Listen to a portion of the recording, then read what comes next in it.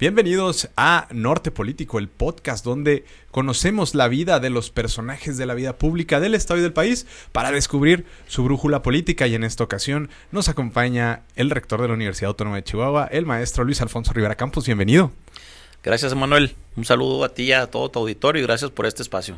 Muchas gracias por haber aceptado la invitación. Este es un proyecto de muchos jóvenes que han salido y egresado de la Universidad Autónoma de Chihuahua y sabemos la importancia que tiene representar a esta máxima casa de estudios en el estado de Chihuahua, pero vayamos hacia el inicio. ¿Cómo comienza la carrera del rector, el ahora rector, en la vida pública, después de esos años, esa vida dentro de la Facultad de Derecho? ¿Cómo comenzó en ese gusanito por comenzar en la vida pública?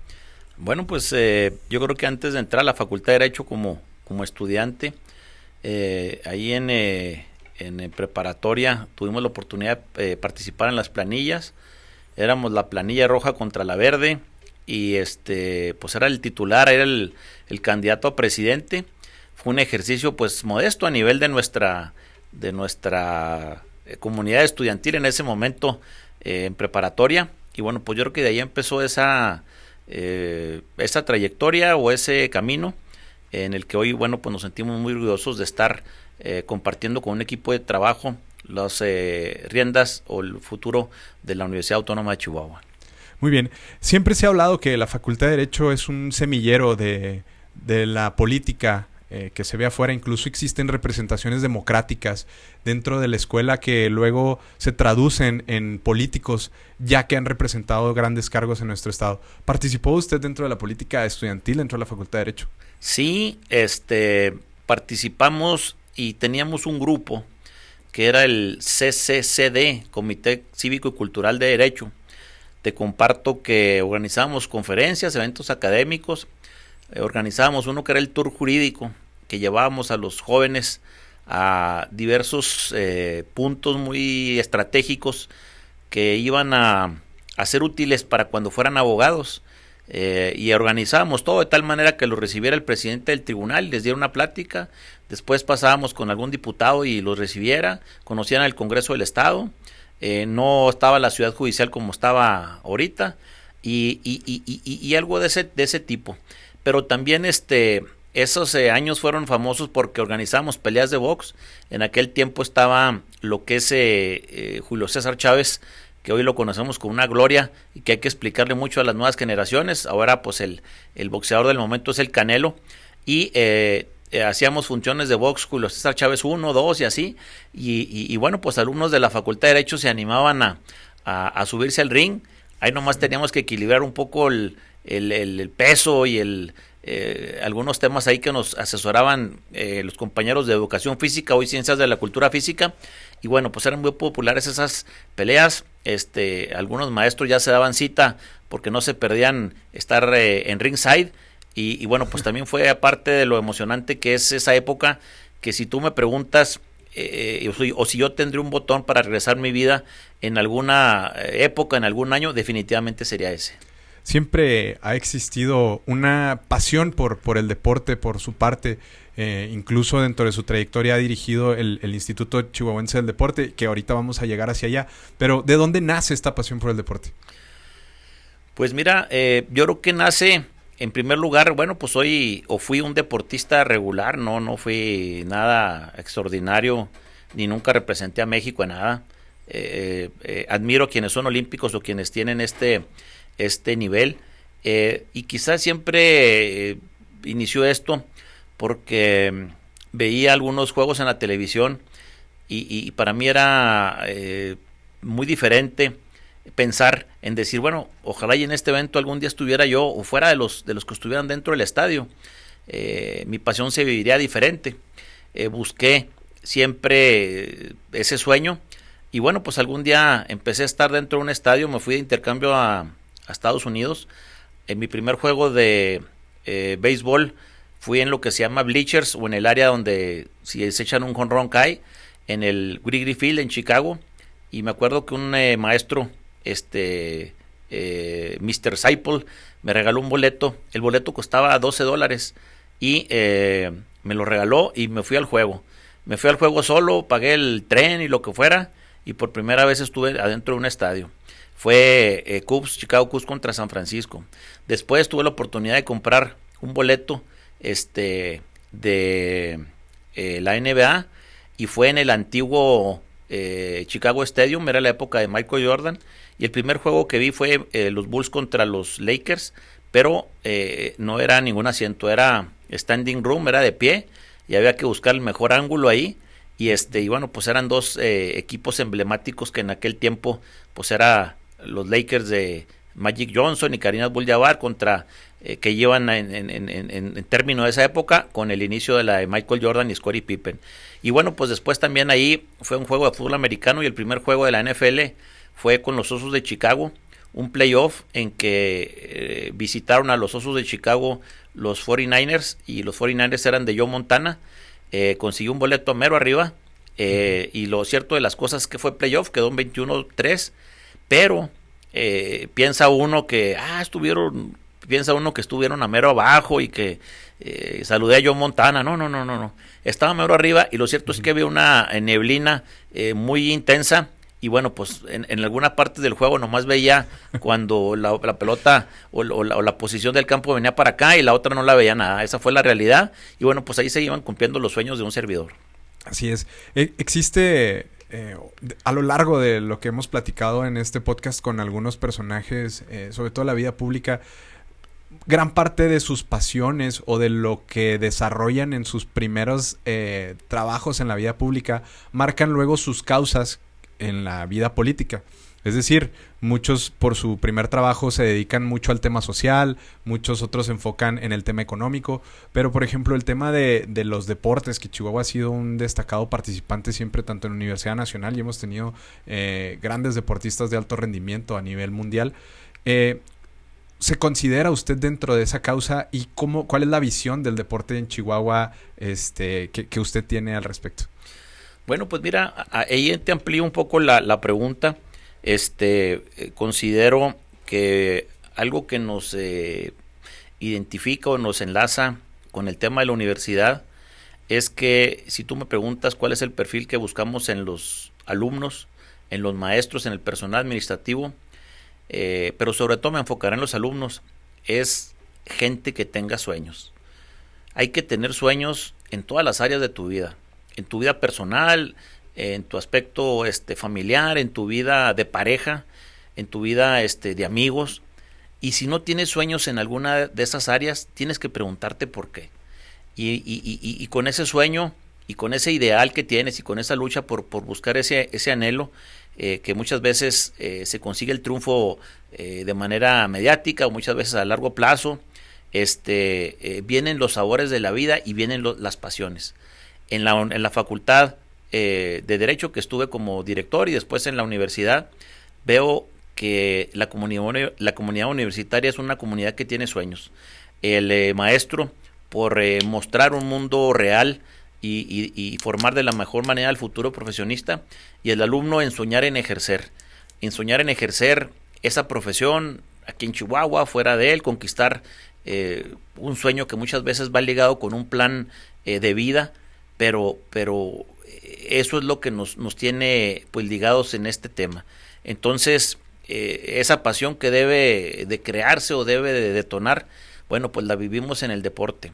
Hay que tener ese sentimiento, porque a mí me gusta vivir muchas cosas intensamente, muchas cosas con pasión, y yo te diría que las cosas que hay que hacerlas, hay que preguntarse qué cosas hay que hacerlas con pasión.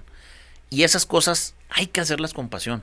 Hay cosas, o no todas las cosas se pueden hacer o se deben hacer con pasión, pero las que tú definas que esas sí hay que aplicarle toda la pasión que tiene uno en ese tema. Así es. Existe, hablando de los sueños, un momento que es muy crítico en la vida de los jóvenes, que es cuando egresan de la carrera. Muchos ya van encaminados hacia ciertas ramas, particularmente hablando del derecho, donde a lo mejor ya trabajan en un despacho, están haciendo su servicio, o hay otros que toman el camino de la vía pública. ¿Cuáles fueron sus reflexiones dentro de ese momento cuando usted salió a la Facultad de Derecho para tomar la decisión sobre si se iba por la parte del litigio o tomar la parte de la vida pública, que es, digamos, no contraria, pero diferente camino? ¿Cómo fue ese momento en esas reflexiones? Bueno, pues siento que la formación que te da la Facultad de Derecho al darte el título de abogado es una formación muy amplia. Quien se dedica a muchas opciones que te da esta bella profesión, lo puede hacer con esa formación que da el licenciado en Derecho, o como dicen, sobre todo algunos gente ya de edad: oye, mijito, ¿estudiaste leyes o estudias leyes? Sí, aunque en realidad, bueno, pues no hay nadie que estudie todas las leyes y que se sepa todas las leyes, porque es imposible. Y bueno, yo decidí estudiar por lo bello de la profesión, pero parte por la amplia formación. Si bien en algún momento de mi vida litigué en el despacho de mi padre, el licenciado Rivera Soto, tuve esa experiencia, tuve oportunidades que se fueron dando, que yo te pudiera describir, Emanuel, como si fuéramos pisando un ladrillo, y al pisarlo y a impulsarnos al siguiente, ese ladrillo se deshace, ya no tienes manera de regresarte y tienes que seguir en el siguiente paso, y de manera apurada o presionada hay que buscar la manera de ir escalando o ir subiendo los peldaños. Así creo que se fueron dando las cosas.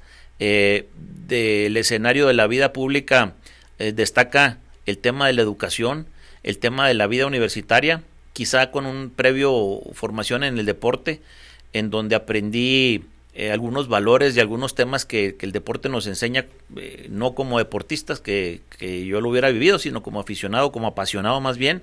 Y bueno, creo que la universidad fue un tema que me llega en una muy buena edad de mi vida, en una edad madura.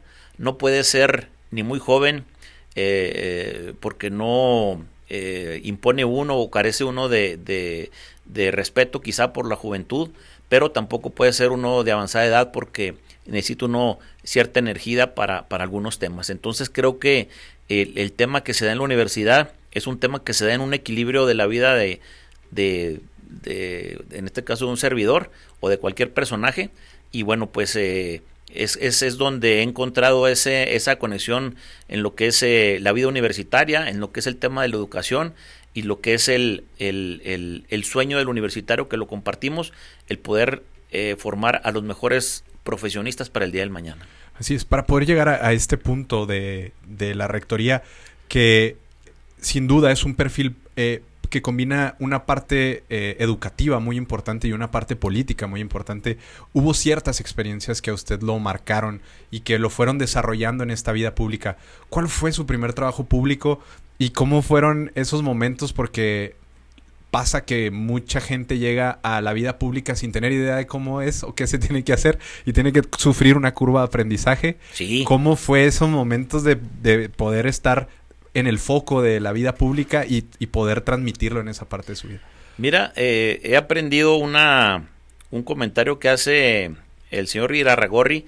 Irarrágorri es el dueño de los Santos Laguna, que es un equipo que le voy también apasionadamente, les voy a morir. Él también es dueño del Atlas, y él tiene una característica para seleccionar un técnico en lo que son los clubes de fútbol, y el técnico tiene que haber pasado por un fracaso. En esta línea de la vida, curva de aprendizaje, hay cosas buenas, hay cosas malas, hay aprendizajes, hay triunfos, hay derrotas. Esto es como un juego de básquet. No vas a quedar 100-0 o 99-0, no. A lo mejor vamos a quedar 92-78, pero bueno, pues se trata de, al final de cuentas, ganar el partido, y va a haber canastas del equipo contrario. En este ejercicio creo que buscamos hacer ese equilibrio, porque si bien hemos tenido satisfacciones, bueno, pues también ha habido grandes lecciones, y eso nos lleva a tener ese ejercicio de madurez. Para mí es básico, cuando tú vas a tomar una decisión, estar en un panorama de madurez, y se lo explico a los jóvenes de esta manera. Cuando tú admiras a alguien, y bueno, pues podemos decir que admiramos a un artista, este artista o esta artista, bueno, pues uno la idolatra y todo tiene bien, y todo me gusta físicamente, me gusta su voz, su manera de cantar, su manera de estar en el mundo del espectáculo, y en realidad la idolatro o soy fanático, pero ni siquiera la conozco, ni siquiera la he visto, ni siquiera la he conocido personalmente. Y bueno, pues hace falta ver ese ese paso, dar ese paso para en la vida de uno conocer a alguien personalmente, y en el momento que tú conoces y reconoces que tiene defectos, es cuando se da el primer paso del proceso de madurez.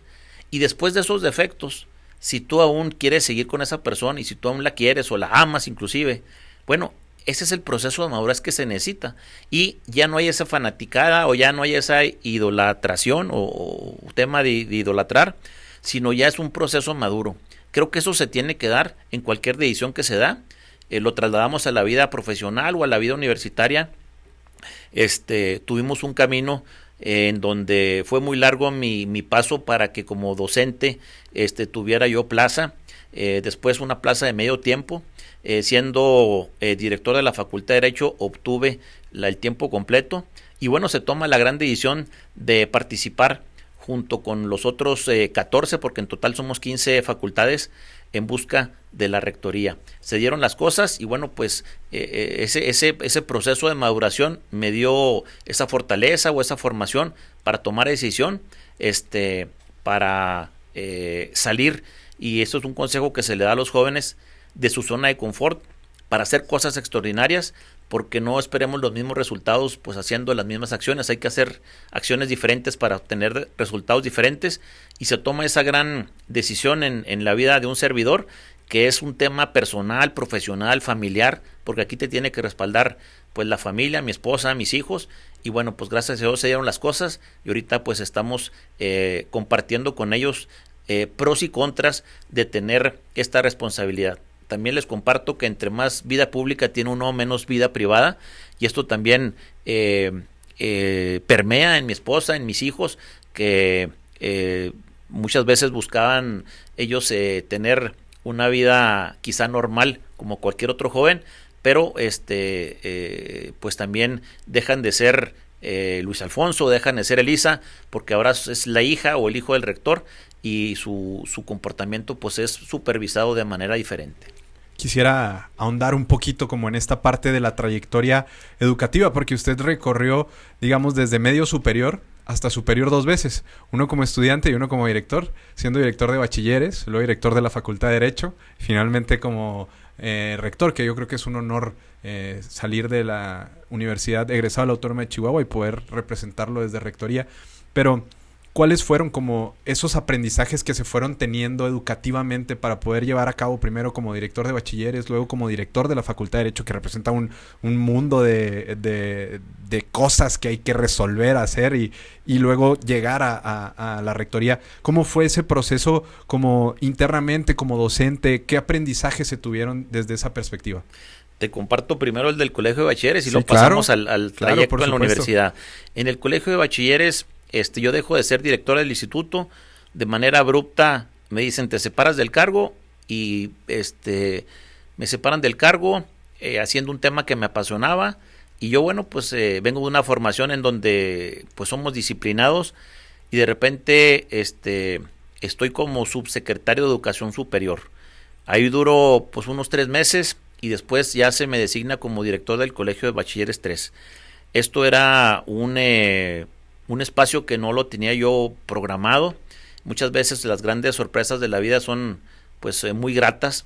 En el Colegio de Bachilleres yo siempre referiré que fue una de las grandes etapas de mi vida, porque ahí tengo grandes recuerdos, ahí me enamoré, y ahí se dan muchas nostalgias de mi vida, y bueno, pues tengo la oportunidad de ser director y de convivir de una manera diferente, pero sobre todo que nunca fue algo que programé o que estuve con una obsesión por llegar.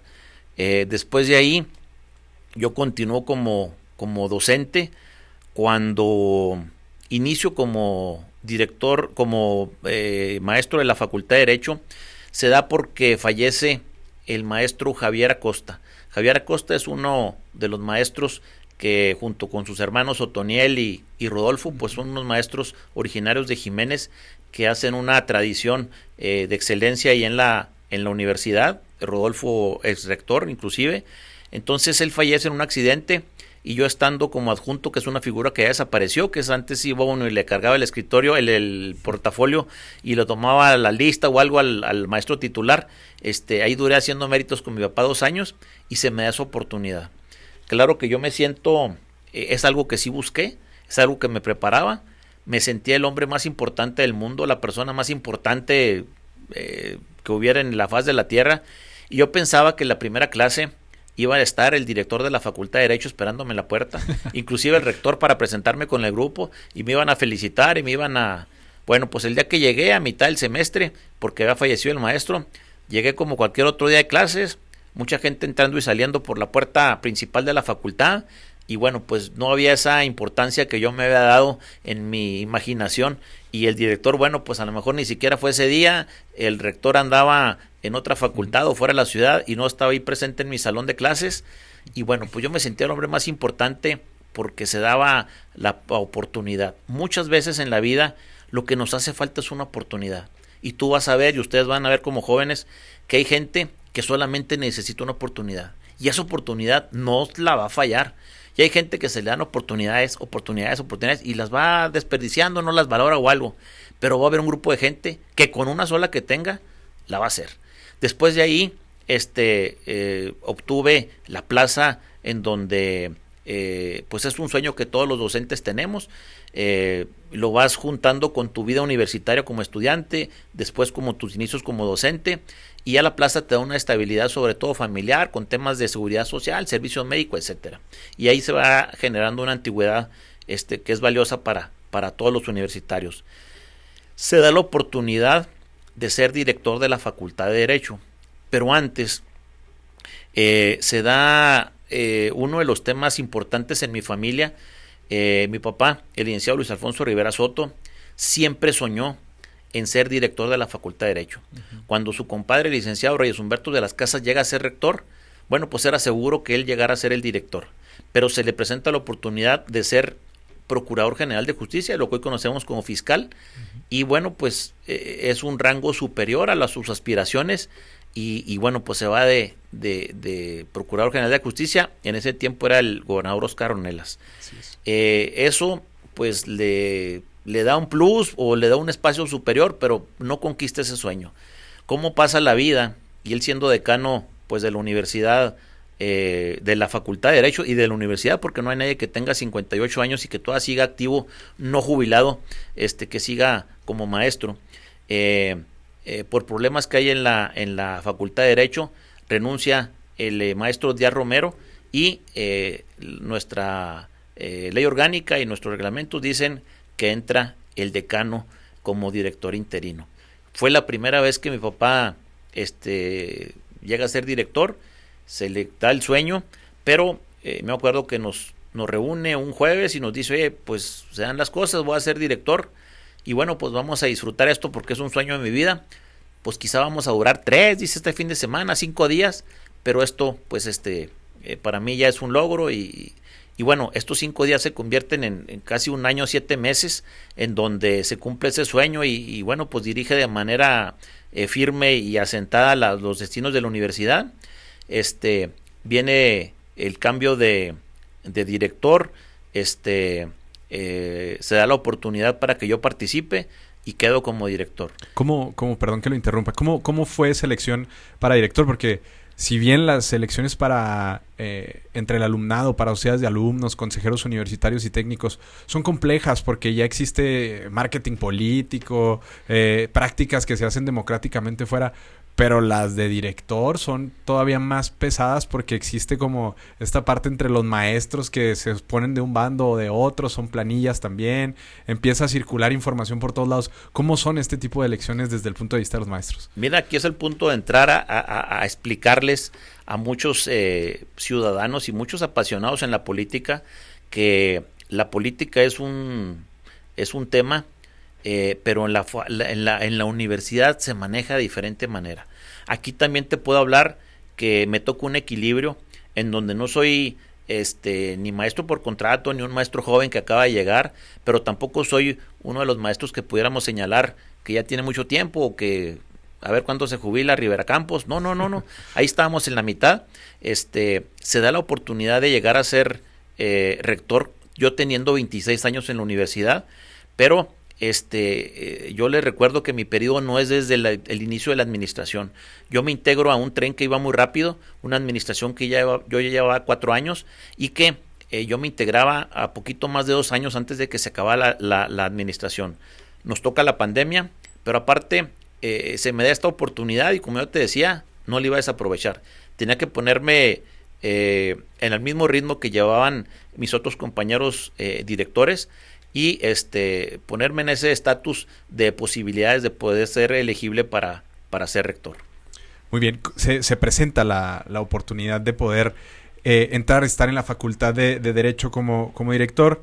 Viene esta elección a rectoría, ya había pasado, digamos, la parte de tener un aprendizaje como director del bachilleres número 3, luego de la Facultad de Derecho, y una máxima aspiración es ser rector. ¿Cómo se vive esa parte de decisión, de reflexiones, hacia dónde tomar, cómo agrupar, cómo funciona esa parte para elegir un rector? Bueno, aquí hay que precisar un detalle que muchos piensan que el rector es la máxima autoridad de la universidad y en este caso no. La máxima autoridad es el Consejo Universitario y que se integra por directores, desde luego por el rector en turno, por consejeros que representan a los maestros y consejeros que representan a los alumnos. También están ahí las participaciones del sindicato y del patronato. Entonces, este consejo es quien toma esa decisión de quién es el siguiente rector. Es la máxima autoridad, dicho por la ley orgánica, y en segundo término pudiéramos decir es la figura del rector que pudiera ser el representante. Y creo que el escenario pues se van, como decimos, alineando los astros. Este escenario era adverso cuando nosotros tomamos la decisión de decir vamos a participar.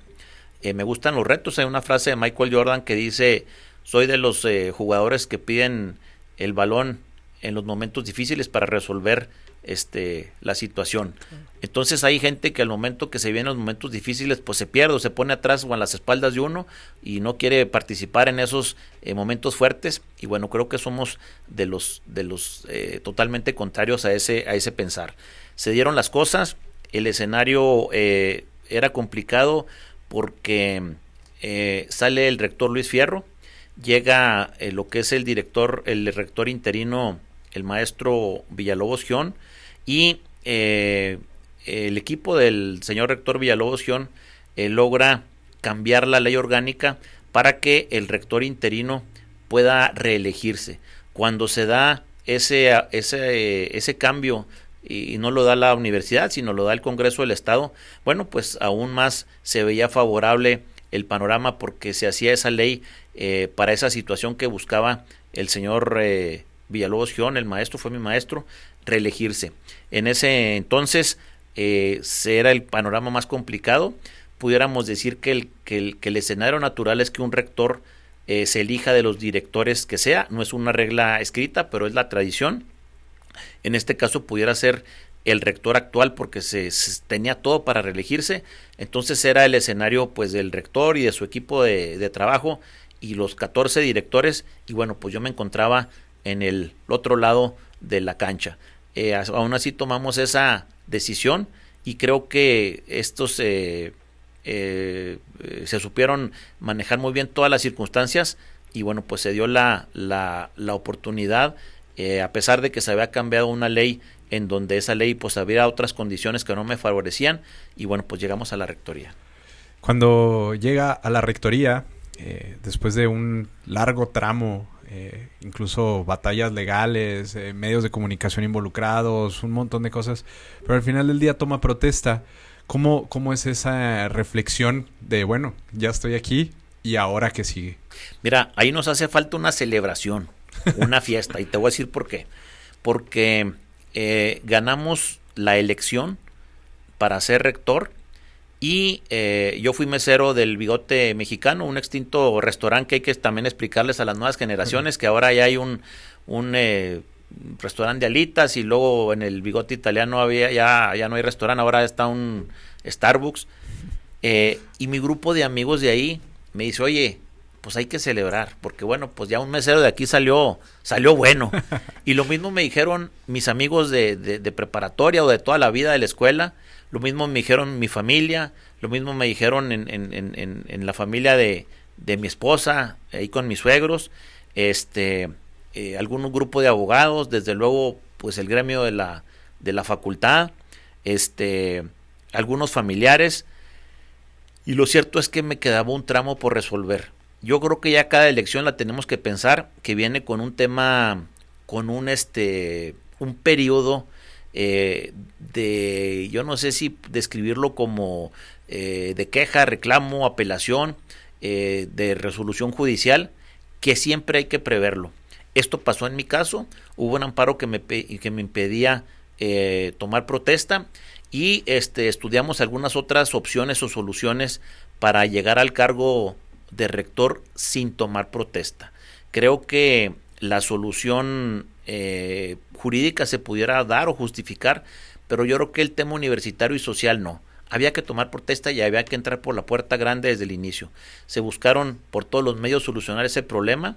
Duramos 37 días y en ese lapso fue el rector Eliodoro Araiza quien siempre le diré que fue la pieza clave para que se pudiera dar el escenario y que un servidor llegara a la rectoría, que me dio ese respaldo.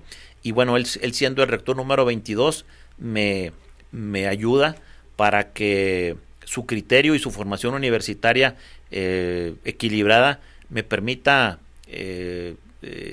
dar ese respaldo por parte de la rectoría, que era importantísimo, autoridades electorales también, para resolver ese amparo. Y bueno, el día que sale una resolución en un juzgado federal, que fue un lunes, sale a las 11 de la mañana y o a las 12 creo, y yo lo que había tenido planeado, programado, un tipo fiesta, bueno, eso se acaba. La prioridad y el objetivo era tomar protesta, y quienes pudieron venir de lejos, que fueron muy pocos, algún tío de Ciudad Juárez, mi tío Jaime, que se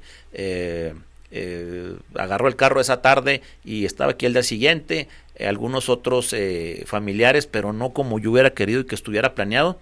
Eso se da de un día para otro, y en menos de 24 horas que sale esa resolución estábamos tomando protesta. Esta era la prioridad y había que tomar esa protesta y así iniciar la administración, que pues ahorita vamos en el curso de ella. ¿Cómo encuentra la universidad después de tanta lucha y tanto, le dio tiempo de poder estudiar cuál era la situación de la universidad, y cuando llega cómo encuentra todas las facultades, en general la universidad, en temas financieros tan importantes? ¿Cómo fue hacer ese análisis ya dentro de la universidad? Pues mira, aquí se dan dos cosas importantes que compartirte, Manuel. Primero, que yo tengo 26 años en la universidad. Claro que me formo en ella, tengo todavía un antecedente más antes de ser empleado como estudiante, y yo puedo decir que conozco la universidad, pero en algunos temas conozco mi facultad, y no conozco la entraña ni de las otras 14, ni del maestro más representativo o maestra, o cualquier otra historia, anécdota que se pueda dar. Y esto es lo que puede hacer un rector. Pero también ese escenario de equilibrio, de madurez, me ha enseñado, y también mi padre, el licenciado Rivera Soto, y mi madre, que también ha sido maestra universitaria, Lourdes Campos, me han enseñado que si tú estabas tan informado y estabas tan deseoso de participar en esto, tú ya sabías cómo estaba la universidad. Y no se vale quejarse o con esa queja justificar temas que encontramos en la universidad. Creo que es parte del reto. Creo que a cualquier político o a cualquier funcionario que llegue conociendo algo y que ya que lo conquiste se queje de la situación en la que estaba, creo que no se vale. Hay que buscar soluciones. Uno de los comentarios que hago en las graduaciones a los futuros profesionistas es: nuestra sociedad está ávido de gente que busque la solución. Las empresas quieren buscar gente que solucione. Tenemos miles que le dan vuelta al problema y vuelta y vuelta y lo analizan y se toman un café y un panecito, otro café y podemos estar 4 horas el problema, pero aquí buscamos una persona que en 5 minutos venga, proponga una solución y la búsqueda. Entonces, así es como buscamos generar ese cambio en la universidad. Sabemos que los tiempos son complicados en lo económico, sabemos que tenemos una gran carga con el tema de pensiones y que cada vez el escenario es más complicado, pero algo valioso que yo siempre destacaré es que lo más importante de la universidad es la voluntad que tenemos en los docentes, es el pilar de la universidad y es el motivo pues de los planes y del desarrollo de ella. Y bueno, pues nuestra razón de ser son los estudiantes, estos estudiantes que tienen ese sueño, que buscan ser los mejores profesionistas y que habrá muchos temas que son difíciles de compartir con ellos, porque ellos tienen que saber y parte de su formación tiene que ser valorar las cosas.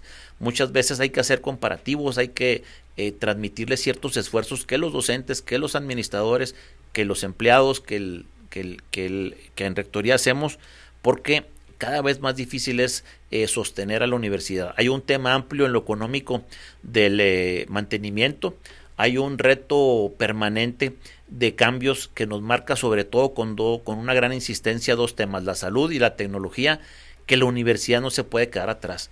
El alumno piensa diferente, todos los alumnos, a diferencia de hace 70 años que inició la universidad, sueñan en salir, en conquistar algo fuera de su casa, de su ciudad, de su estado, de su país, en conocer.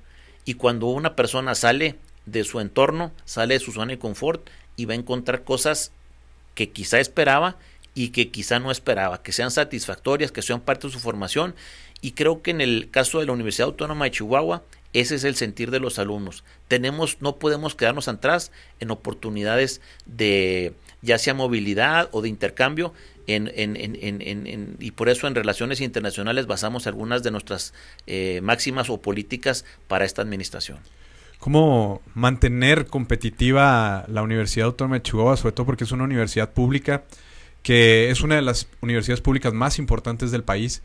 Existiendo competencias tan altas ya en Latinoamérica, ni se diga el nivel de Estados Unidos, con universidades de Europa. ¿Cómo mantener un nivel académico de calidad estándar que siga sacando a buenos profesionistas y buenos chihuahuenses y mexicanos para el día de mañana?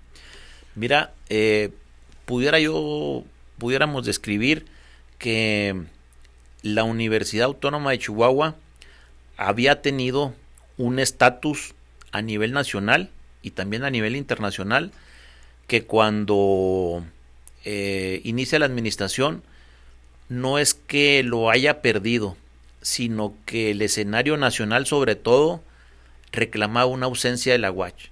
Oiga, pues ¿dónde estaba la UACH? Y los investigadores de la UACH, y en los congresos la UACH, y los alumnos eran participantes, inclusive en los equipos deportivos. Oiga, ¿qué pasó con el equipo de básquet? Pues antes los que ganaban eran la UACH.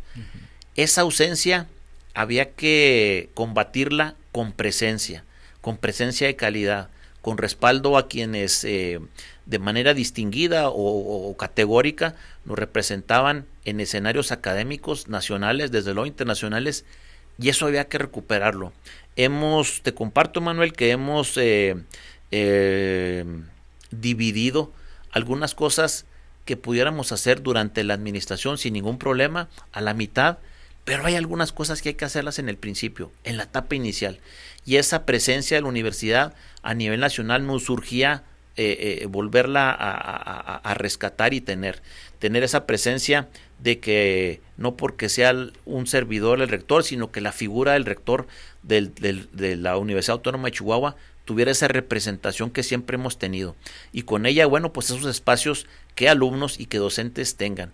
Esto se da en alguna manera con el tema de las relaciones internacionales, pero con esa vinculación en lo que es nuestro estado inclusive o en el país, es uno de los grandes temas que tenemos, porque materia y capacidad y sobre todo talento creo que lo tiene de sobra la comunidad universitaria, ya sea docentes o alumnos, y muchas veces en ese talento ya obtenido basamos esa garantía de una representación muy satisfactoria y con grandes resultados en escenarios académicos en México. Sí, el mundo gira cada vez más rápido en avances tecnológicos, descubrimientos, avances científicos, y pareciera que de repente México tiene algún retraso, incluso toda Latinoamérica, por sistema, por cultura. De alguna manera las universidades siempre han salido a flote a rescatar esta parte y poder tener profesionistas que puedan ser competentes ante este mundo que ya está globalizado. ¿Cómo la UACH puede mantenerse en una vanguardia del presente para poder seguir con todos los egresados de sus facultades, tener una competencia en el mundo?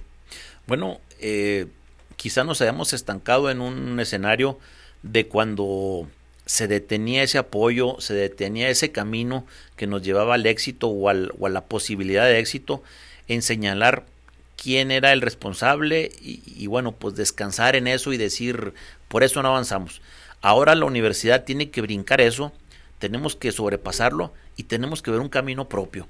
Este camino propio nos lleva a encontrar pues nuevas vías, algunas a descubrirlas, otras a retomarlas, en donde la universidad tiene que tener una historia propia y ya no depender. Cada vez esto es más complicado y el depender de alguien, pues corremos la suerte de ese punto intermedio, ese intermediario. Y bueno, yo creo que los caminos se han definido muy complicados para las universidades, para la educación superior, pero sobre todo en México para las universidades autónomas. Las universidades autónomas, ante esta adversidad, nos hemos unido como rectores. Te comparto, Manuel, que hay un grupo de rectores el cual me da gusto volver a representar a la Universidad Autónoma de Chihuahua, que tenemos ciertos acuerdos, vemos ciertos temas y que la participación es muy importante. Y esto nos ha unido en esta adversidad. Creo que es una de las características de los mexicanos y bueno, pues para salir adelante con instrumentos y herramientas propias. La Universidad Autónoma de Chihuahua cumple en el 2024 70 años de historia. ¿Están bien representados esos 70 años durante su historia actualmente? Sí, estos primeros 70 años deben de ser un punto de reflexión. Hay cosas que habrá que preguntarnos si seguimos igual o hemos cambiado o no hemos cambiado. Esto es lo primero que debe hacer este punto que se da a los 70 años, este próximo 8 de diciembre del 2024. Inicia nuestros festejos por estos primeros 70 años. Tiene que haber un espacio en donde le pongamos pausa a una dinámica que traemos. Siempre diré que nos gusta vivir en un ritmo acelerado, en una dinámica como profesionistas, como personas, como pareja, como familia, y muchas veces tienes que ponerle pausa, hacer cosas extraordinarias, dedicarle esa tarde al festejo de la abuela, porque no todos los sábados en la tarde va a cumplir 93 años y ahora lo pasa. Y muchas veces hay que ponerle pausa a la vida para hacer eso extraordinario y para dedicarle un tiempo que no lo hacemos comúnmente. Esto debe ser un tema de reflexión. Debe haber, claro, festejos académicos, sociales, de recreación, deportivos, pero debe ser un punto muy importante en lo que marca esta administración, porque esa reflexión se debe dar en todas las facultades, en la historia de la universidad, sobre todo en cambios. La universidad siempre atenderá las demandas de la sociedad, la exigencia. Estas exigencias muchas veces se traducen en cambios pequeños, cambios de currícula, nuevas carreras, no todos son nuevas carreras, o cambios más grandes que eso. Y tiene que ser un punto de pausa, de reflexión y bueno, ver ese nuevo escenario para la UACH que vamos a tener a partir del año 71 en delante. ¿Cuál es el legado que vamos a encontrar cuando futuras generaciones vean la foto del rector, del maestro Luis Rivera Campos en la Universidad Autónoma de Chihuahua? Pues una excelente pregunta. Creemos que uno de las posibilidades pudiera darse en la apertura del teatro que se llamará Los Viñedos. Buscamos hacerlo en el Campus 2. Ahí buscamos que sea un espacio de expresión cultural.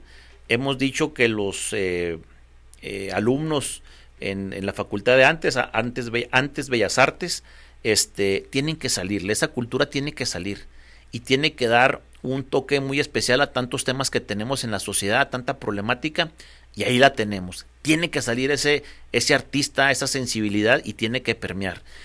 Uno de los grandes temas que tenemos, desde luego, es el hospital universitario.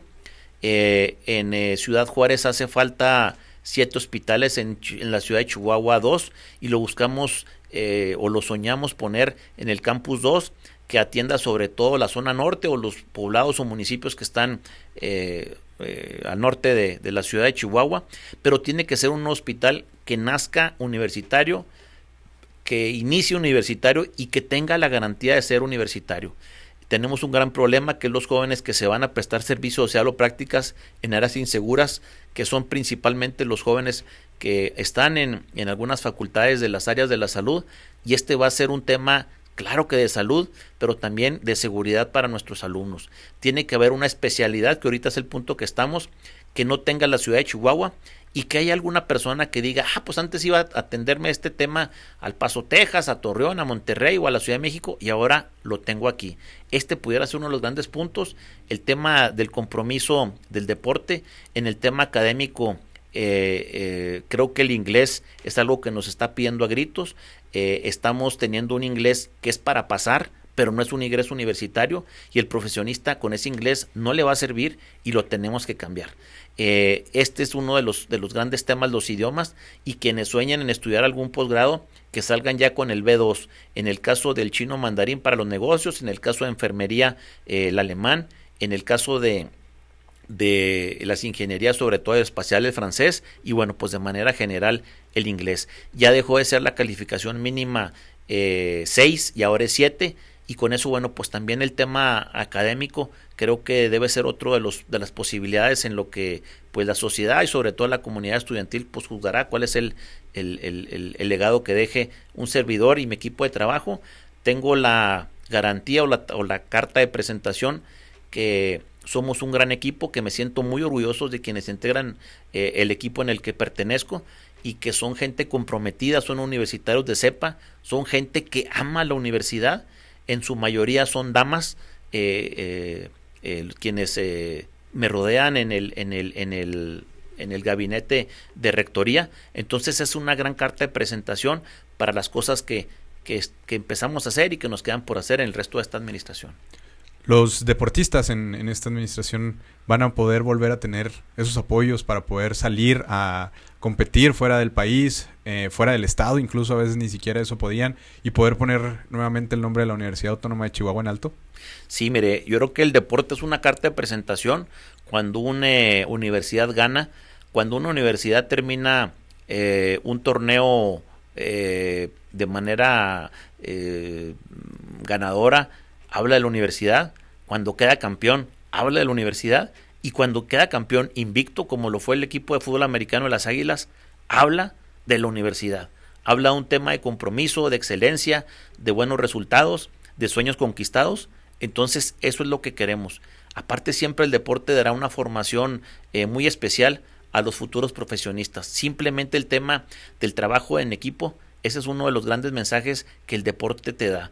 El talento que ha dado nuestro estado, y no nomás en la Universidad Autónoma de Chihuahua, sino como una tradición, podemos observar que el deporte es parte de historias y tradiciones en lo que es el estado de Chihuahua y el deporte. El día de hoy nos visitó el embajador de Francia en México, y iniciamos tuvimos 3 temas. Uno fue los olímpicos, uno fue el vino y otro fue el diplomado de género. En el tema de los olímpicos, que fue una fotografía, duramos 15 minutos, le presumimos al señor embajador los olímpicos universitarios chihuahuenses que han puesto en alto el nombre de la Universidad del Estado de Chihuahua de México y que han competido. Esto nos da un mensaje sí de deporte, pero más allá de unión entre países. París va a ser la sede de los próximos Juegos Olímpicos en el 24. Tenemos una estrecha relación con la Embajada de Francia y el deporte va más allá porque quien inicia los Juegos Deportivos olímpicos es el barón Pierre de Coubertin. Para unos historiador, para otros uno de los grandes humanistas, porque por medio del deporte da ese mensaje de cultura de paz que pues mucho nos hace falta, sobre todo en los tiempos tan complicados que vivimos de manera internacional en nuestro mundo. Así es. ¿Los sueños se cumplen? Sí, yo tengo una frase que lo utilizo con mis hijos y que les digo, sobre todo a mi hija Elisa, y que le digo, mija, hay días en que los sueños se cumplen y que se dan. Quizá he hablado con ellos en tiempos difíciles, en tiempos complicados, pero cuando se da ese logro, esa conquista que es personal o que es familiar y que lo hemos luchado entre algunas personas o en pareja o yo con mi hijo o yo con mi hija, y se dan las cosas, creo que es una frase para expresar. Creo que en la vida de todos hay un momento en que los sueños se cumplen, muchas veces se cumplen porque uno hace que se cumplan y muchas veces me toca ver y ser testigo que llega uno a las graduaciones y que los sueños se cumplen, pero los sueños se cumplen no para el graduado o la compañera que se gradúa en donde pensamos que tuvo un sueño, que ya conquistó y ya. Inclusive para ellos quizá empieza su vida profesional. Y de repente me encuentro con una madre de familia llorando y con una abuela que si la mamá llora, bueno, pues la abuela llora 2 veces y que se da ese sueño. Entonces ni siquiera depende de ellas y se da ese gran momento en que se cumple un sueño y que se realiza toda una familia y que esa felicidad permea a toda una familia y a seres queridos y a la novia y al amigo y al primo, en donde los sueños se cumplen. Creo que la universidad es un gran testigo de todos estos esfuerzos y de ese momento tan especial que es la ceremonia de graduación, que cuando nos invitan o cuando programan la ceremonia de graduación, pues son cosas que no me las pierdo. Son eventos que pueden durar horas, pero el momento emotivo de que la universidad participa, ese no me lo quiero perder. ¿Por qué? Porque es un gran momento en la vida de muchas familias. Hemos hablado a lo largo de este podcast sobre sueños y despojados de la rectoría, del maestro, del licenciado, dijo que en un principio siempre había que tener sueños. ¿Cuáles son los sueños pendientes de Luis Alfonso Rivera Campos? Bueno, pues uno de los sueños es nuestro rol aquí en la universidad. Es un tema que te comparto, Emanuel, que el primer enemigo que tengo es el tiempo. Una agenda que no me permite abarcar todos los temas que traigo pendiente. Buscamos estar en las diversas áreas. Muchas veces no nos alcanza. Es una universidad que tiene presencia no nomás en la ciudad de Chihuahua, que tiene jóvenes que participan en congresos o en exposiciones o en eventos fuera y que tenemos esa formación para acompañarlos. Sé lo importante que es cuando uno jugaba básquetbol de chiquito y decían, mira, ahí viene el director de la escuela a vernos. El director, yo creo que no sabía nada de básquetbol, pero la presencia de ellos nos motivaba. Eso sé que se da y también eso se traduce en la agenda del rector. Pero sobre todo en el principio tenemos que estar en los escenarios la mayoría de los momentos posibles y tenemos que maximizar ese tiempo. Eso también nos reduce el tiempo en la casa, en la familia y bueno, pues desde luego no es mi vida como antes la tenía, no es mi vida común, pero creo que he tenido ese gran respaldo de mi esposa y de mis hijos para sobre todo esto que es muy complicado en lo que es la agenda. Son estos 6 años que ya próximamente vamos a cumplir el primero. Creo que vamos junto con el equipo de trabajo consiguiendo algunos logros. Deben de venir más y tenemos programados otros que vamos caminando, pero yo creo que eso es uno de los grandes temas, un sueño que tenemos ahorita, que estamos trabajando en él, que es la Universidad Autónoma de Chihuahua. Muy bien, pues un mensaje para la comunidad universitaria y la gente que vea este podcast, tanto en el estado como en el país.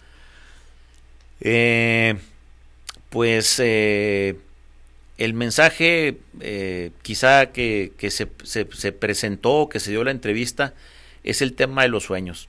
Hay que seguir soñando, no nos podemos estancar como estudiantes, como docentes, como universitarios, como mexicanos. Tenemos que tener un sueño. Ahora como le llamamos, como ciudadanos del mundo, como vecinos del mundo, tenemos que tener ese sueño.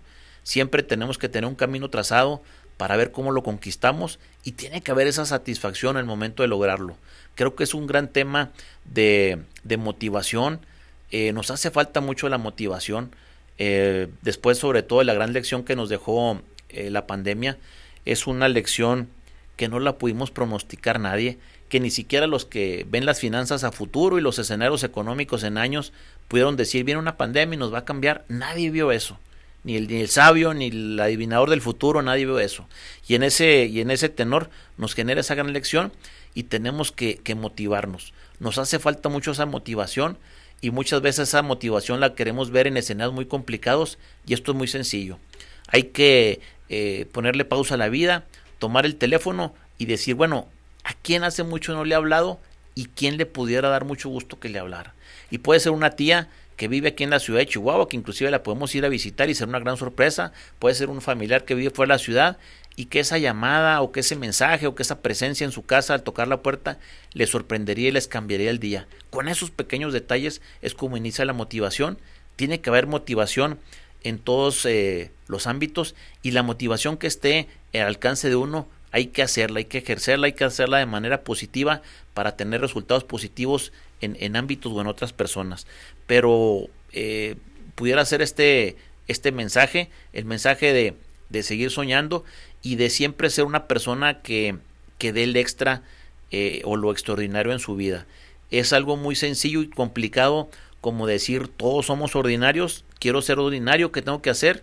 Ponerlo en un plano arriba del ordinario. ¿Cuál es? El extraordinario. ¿Y qué hay que hacerle? Pues simplemente ver una palabrita que viene antes del ordinario, que es el extra. Y hay que dar ese extra, ese plus. Ese plus lo va a hacer usted valioso en todos los escenarios y le va a dar un rango superior al resto. Hay que buscarlo. Para ello hay que salirse de su zona de confort y privarse de esas cotidianidades o comodidades que teníamos, que nos hacían una vida fácil y todo arreglada, para buscar escenarios de riesgo, de competencia. Pero bueno, pues el mundo es de los audaces, y esa es una recomendación que se les da pues a todas las personas. Pues muchas gracias, maestro, por haber estado aquí. Muchas gracias por esta plática que ha sido muy motivante, muy reflexiva sobre todos los asuntos de la vida. Y cómo podemos, ¿cómo podemos encontrarlo en redes sociales y la Universidad Autónoma de Chihuahua para ver todo lo que se está haciendo con la máxima casa de estudios? Bueno, pues como toda institución tenemos redes sociales en lo que es la institución, en lo que es la Universidad Autónoma de Chihuahua, redes sociales en lo que es cada una de las facultades. Inclusive hay áreas que no son facultad y que tienen sus propias redes sociales, como es el área de deporte o de investigación y posgrado o de extensión y difusión. Pero bueno, pues también tenemos las redes sociales como pues en particular o como persona. Los esfuerzos que hacen los universitarios nos gustamos destacar. Buscamos que no sea una comunicación social del rector, que sea una comunicación social de esfuerzos universitarios, que se publicite y se dé a conocer, porque hay cosas que los universitarios no conocemos o que somos los últimos en conocer.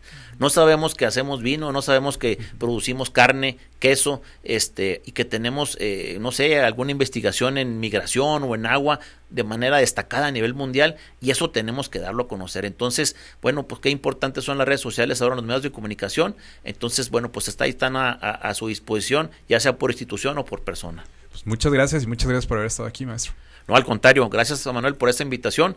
Un saludo a todos tu auditorio y bueno, pues siempre estaremos a tus órdenes. Esta es su casa también, maestro, cuando guste venir. Y a toda nuestra audiencia, muchas gracias también por haber seguido este podcast, haber llegado hasta acá. Les recordamos seguirnos en nuestro sitio web brújulapolítica.com y en todas nuestras redes sociales como Brújula Política. Y nos vemos a la próxima, porque recuerden que en política es más importante tener una brújula que un reloj. Muchísimas gracias.